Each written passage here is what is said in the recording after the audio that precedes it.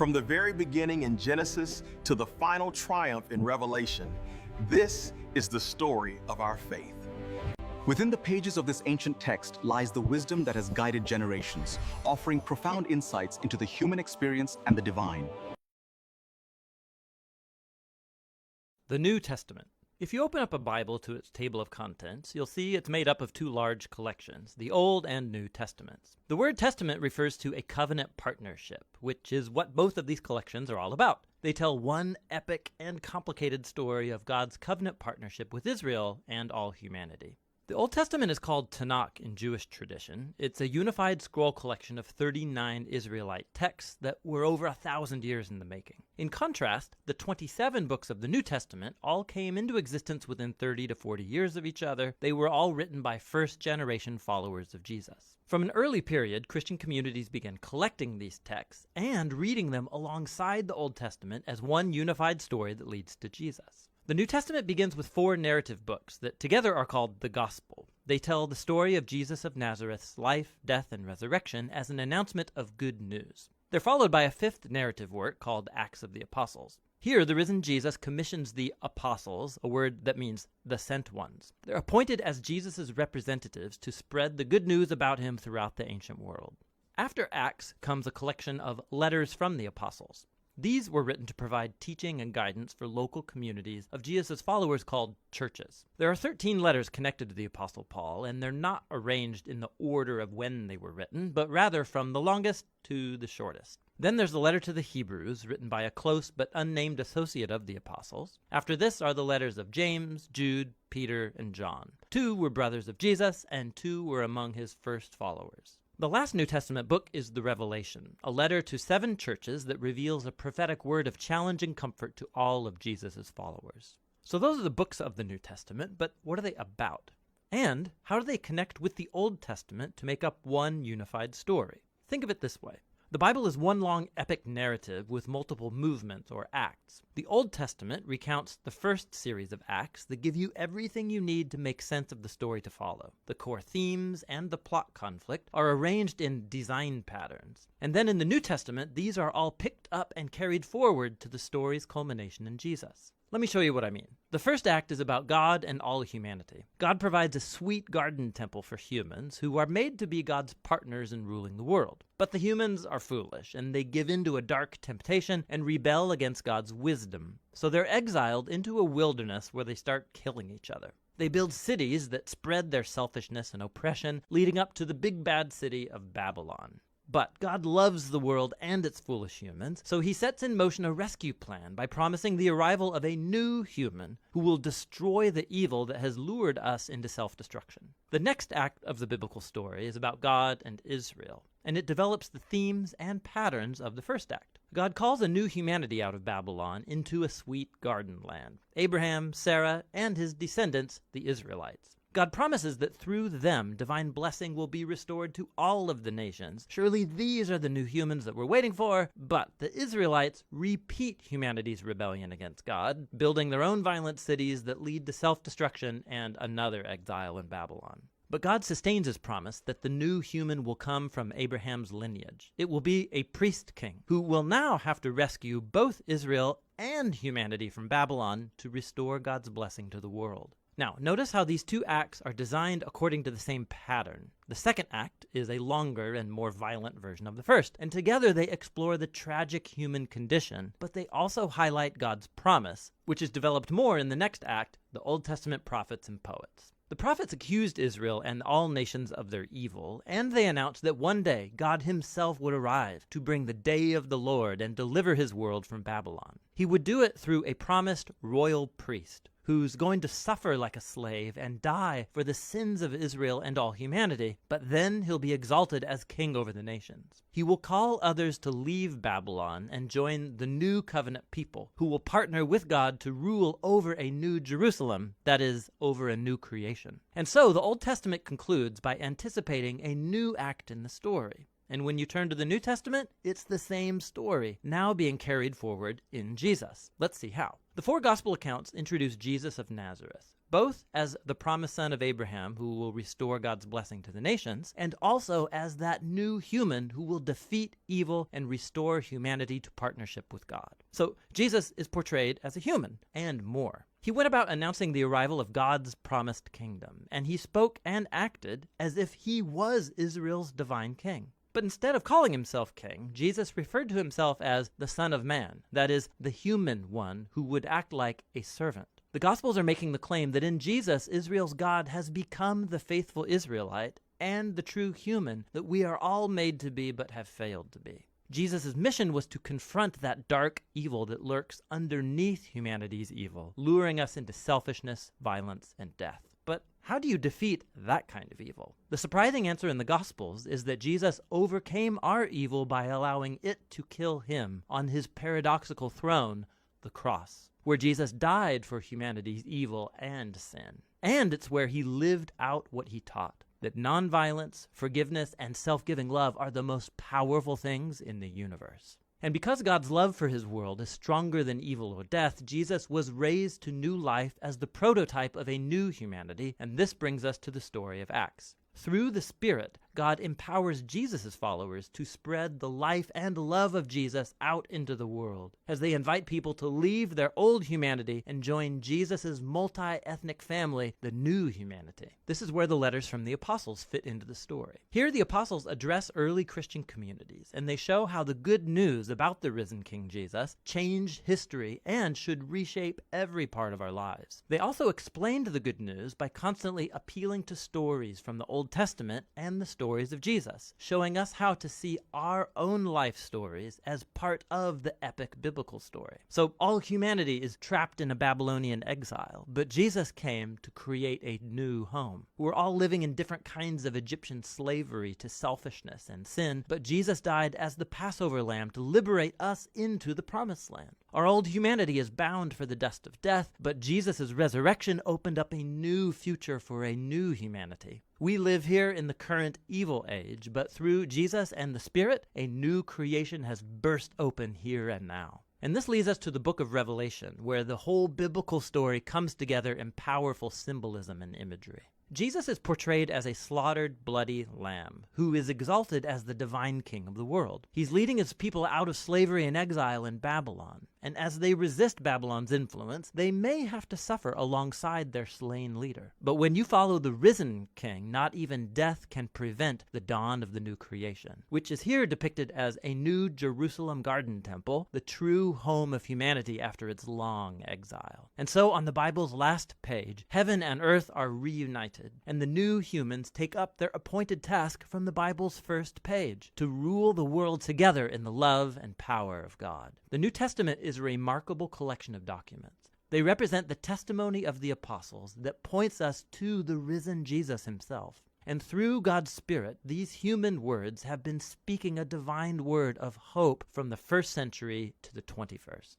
Each book shows how God, through Jesus and the Spirit, is leading our world to its ultimate goal in a renewed creation. And so the story's end is really the beginning of a new story that is yet to be told. And that's what the New Testament is all about. The Gospel according to Matthew.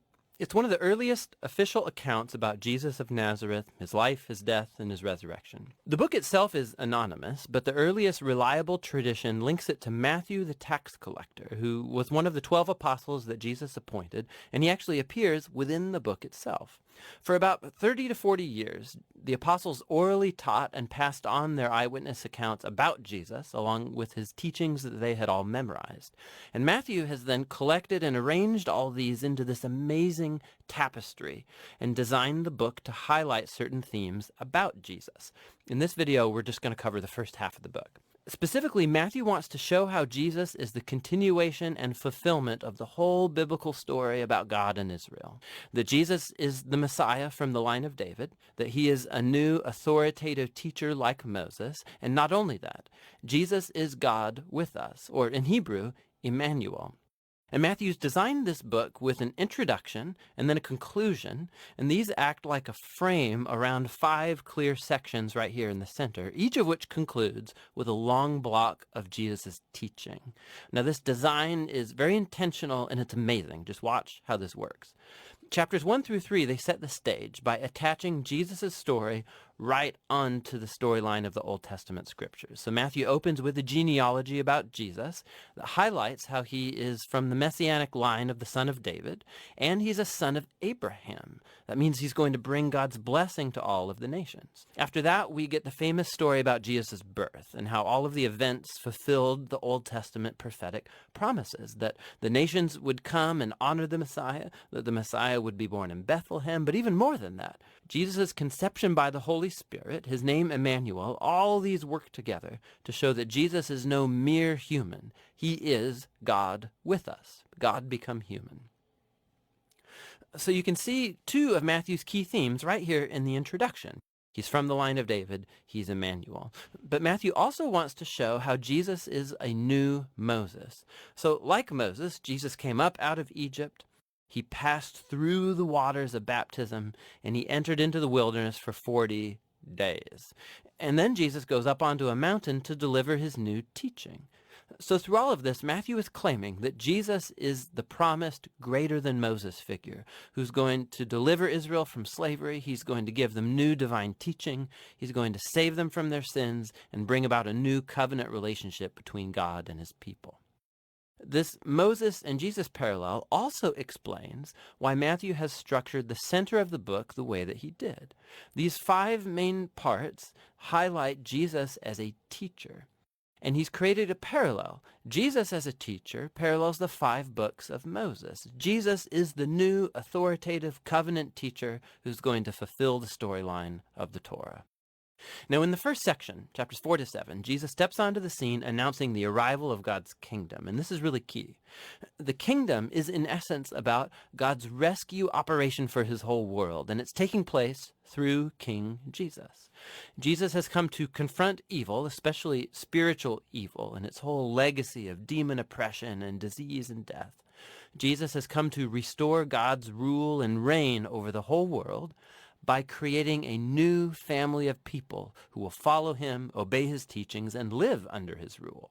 So, after Jesus begins healing people and forming a movement, a community, he takes his followers out to a mountain or a hillside, and he delivers his first big block of teaching, traditionally called the Sermon on the Mount.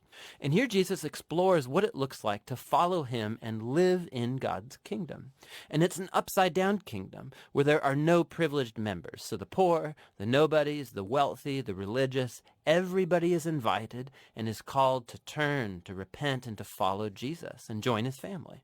Jesus says that he's not here to set aside the commands of the Torah or the Old Testament. Rather, he's here to fulfill all of that through his life, through his teachings. He's here to transform the hearts of his people so that they can truly love God and love their neighbor, including their enemy. After concluding his great teaching on the kingdom, the next section shows Jesus bringing the kingdom into reality in the day-to-day lives of people. So Matthew's arranged here 9 stories about Jesus bringing the power of God's kingdom into the lives of hurting, broken people. There are 3 groups of 3 stories, and they're all about people who are sick or have broken bodies or they're in danger, and Jesus heals or saves them by these acts of grace and power.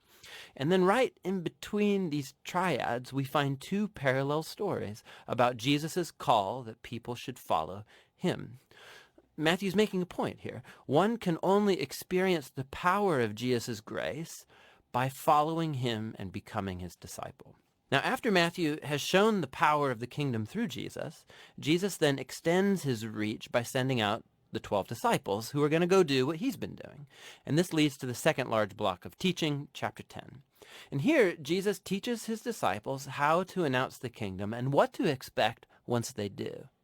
Many among Israel are accepting Jesus and his offer of the kingdom, but Israel's leaders, they aren't. They stand to lose a lot if they repent and become disciples of Jesus. And so Jesus knows they're going to reject him and persecute his followers. which is exactly what happens. In the next section, chapters 11 through 13, Matthew has collected a group of stories about how people are responding to Jesus and his message, and it's a mixed bag. So some stories are positive. People love Jesus and they think he's the Messiah.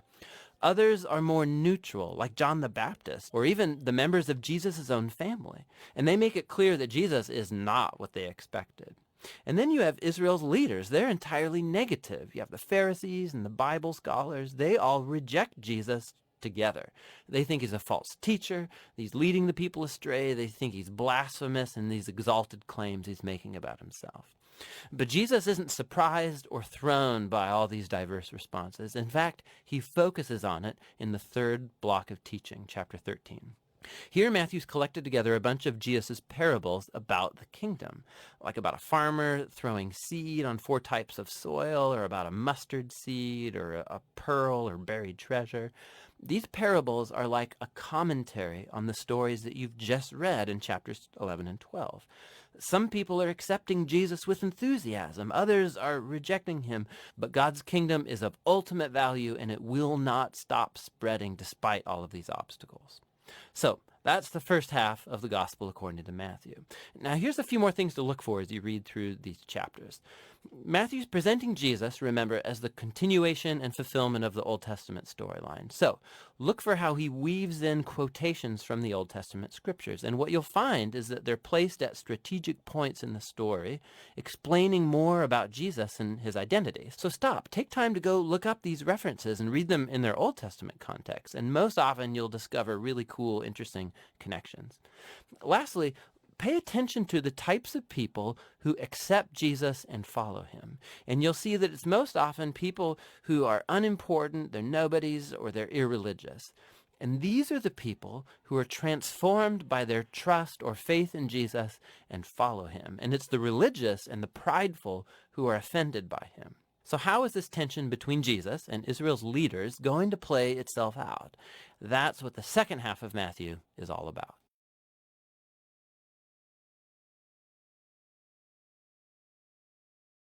The Gospel according to Matthew. In the first video, we saw how Matthew introduced Jesus as the Messiah from the line of David, and as a new authoritative teacher like Moses, and also as Emmanuel, which in Hebrew means God with us. After Jesus announced and taught about the arrival of God's kingdom, and after he brought the kingdom into day-to-day life among the people of Israel, we saw that Jesus was accepted by many, but rejected by others, especially Israel's religious leaders, the Pharisees. And so the big question is, how is this conflict between Jesus and Israel's leaders going to play itself out? The next large section, chapters 14 through 20, explore all the different expectations people have about the Messiah. So Jesus keeps healing sick people, and twice he even miraculously provides food for these huge crowds in the desert. One's made up of Jewish people, and the other is a non-Jewish crowd. And this sign, it's very similar to what Moses did for Israel in the wilderness. And so all these people are excited about Jesus. They think he's the great prophet and the Messiah, but not the religious leaders. Their view of the Messiah is built on passages like Psalm 2 or Daniel chapter 2 about a victorious Messiah who's going to deliver Israel and defeat the pagan oppressors.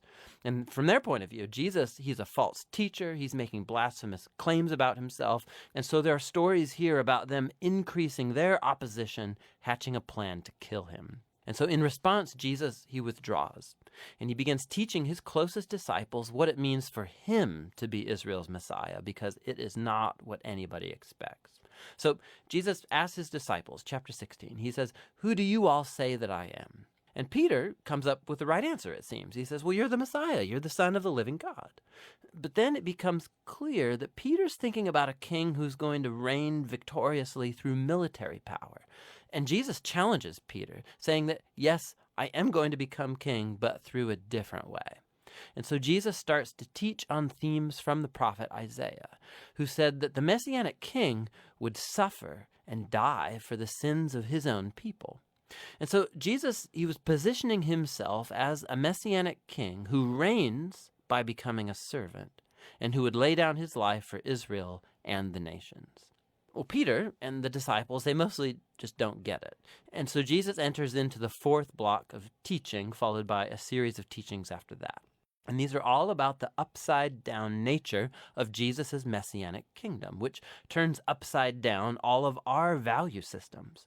So in the community of the servant king, you gain honor by serving others. And instead of getting revenge, you forgive and do good to your enemies. And in Jesus' kingdom, you gain true wealth by giving your wealth away to the poor. To follow the servant Messiah, you must become a servant yourself. In the next section, we watch the two kingdoms clash, Jesus' kingdom and that of Israel's leader. Jesus comes to Jerusalem for Passover riding in on a donkey, and the crowds are hailing him as the Messiah. And Jesus immediately marches into the courtyard of the temple, and he creates this huge disruption that brings the daily sacrifices to a halt. His actions speak louder than words here. As Israel's king, Jesus was asserting his royal authority over the temple, the place where God and Israel met together. And in Jesus' view, the temple was compromised by the hypocrisy of Israel's leaders. And so here he's challenging their authority, and naturally, they're deeply offended. And so they try to trap Jesus and shame him in public debate, and they fail. So they end up just determining to have him killed. In response, Jesus delivers his final block of teaching. He first offers this passionate critique of the Pharisees and their hypocrisy, and then he weeps over Jerusalem and its rejection of God and his kingdom. Then Jesus withdraws with the disciples, and he starts telling them what's going to happen. He's going to be executed by these leaders, but in doing so, they're going to create their own demise, because instead of accepting Jesus' way of the peaceful kingdom, they're going to take the road of revolt against Rome, and so Jerusalem and its temple are going to be destroyed. But, Jesus says, that is not the end of the story. He's going to be vindicated after his death by his resurrection. And one day, he'll return and set up his kingdom over all nations. And so in the meanwhile, the disciples need to stay alert and stay committed to just announcing Jesus and his kingdom and spreading the good news. And so with all of that ringing in the disciples' ears, the story comes to its climax. That night, Jesus takes the disciples aside and he celebrates a Passover meal with them.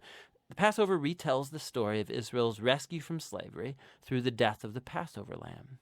And then Jesus takes the bread and the wine from this meal as new symbols, showing that his coming death would be a sacrifice that would redeem his people from slavery to sin and evil. After the meal, Jesus is arrested. He's put on trial before the Sanhedrin, a council of Jewish leaders, and they reject his claim to be the Messiah. They charge him with blasphemy against God. Then Jesus is brought before the Roman governor Pilate, and he thinks Jesus is innocent, but he gives in to the pressure from the Jewish leaders, and he sentences Jesus to death by crucifixion. So Jesus is led away by Roman soldiers and crucified.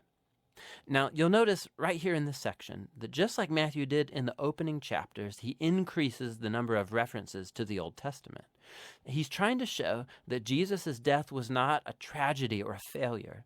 Rather, it was the surprising fulfillment of all of the old prophetic promises. Jesus came as the servant Messiah, spoken of by Isaiah. He was rejected by his own people, but instead of judging them, he is judged on their behalf, bearing the consequences of their sin. So the crucifixion scene, it comes to a close, and Jesus' body is placed in a tomb. But the book ends with a surprising twist, the last chapter. The disciples, they discover on Sunday morning that Jesus' tomb is empty. And then all of a sudden people start seeing Jesus alive from the dead. And the book concludes with the risen Jesus giving a final teaching called the Great Commission. Jesus says that he is now the true king of the world. And so he sends his disciples out to all nations with the good news that Jesus is Lord and that anyone can join his kingdom by being baptized and by following his teachings. And echoing all the way back to his name, Emmanuel, God with us, from chapter 1, Jesus' last words in the book to his disciples are, "I will be with you." It's a promise of Jesus' presence until the day he finally returns. And that's the gospel according to Matthew. Thank you for watching. This is Pastor Coleman. Join me next time.